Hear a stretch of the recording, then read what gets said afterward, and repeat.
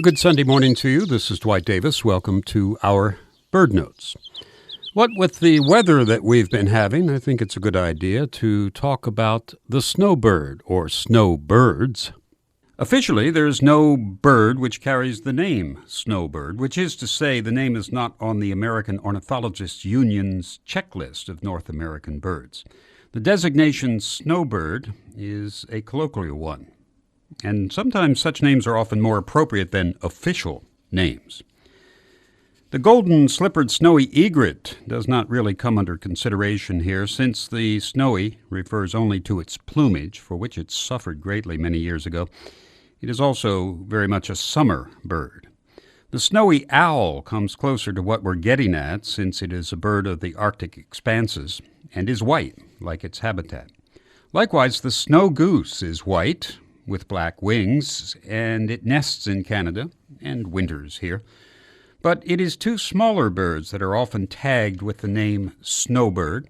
Both are in the finch family, that is related to sparrows. One is the junco, what we used to call the slate-colored junco, now known as the northern junco, parentheses, dark-eyed, close parentheses. However it is known, it is a familiar winter visitor in our area. Indeed, the species name of the junco, Hymenaeus, means pertaining to winter.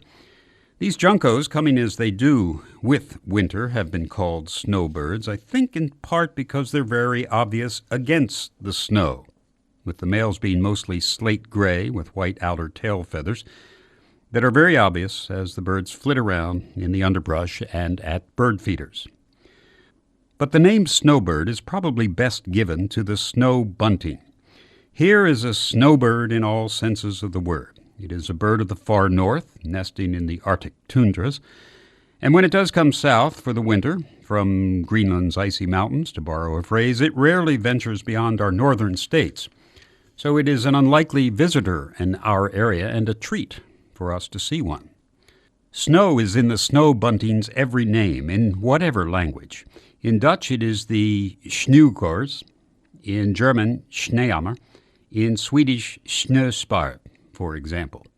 The scientific name includes the species name nivalis, which refers to snow. And further, the bird shows more white than any other songbird, in winter and in summer. And the snow bunting, by this definition, is the definitive snowbird. It seems to enjoy snow, and indeed even to be snow. Flocks of these birds drifting over the fields look and act like snowflakes. Another of its colloquial names is snowflake, as a matter of fact. And at this point, let's call in the naturalist John Burroughs, who said in his book Far and Near, "The only one of our winter birds that really seems to be a part of the winter, that seems to be born of the whirling snow, and to be happiest when storms drive thickest and coldest, is the snow bunting, the real snowbird, with plumage copied from the fields where drifts hide all but the tops of the tallest weeds, large spaces of pure white touched here and there with black and gray and brown. Its twittering call and chirrup come out of the white obscurity as the sweetest and happiest of all winter bird sounds. It is like the laughter of children. It is ever the voice of good cheer and contentment." John Burroughs talking about the real snowbird, the snow bunting.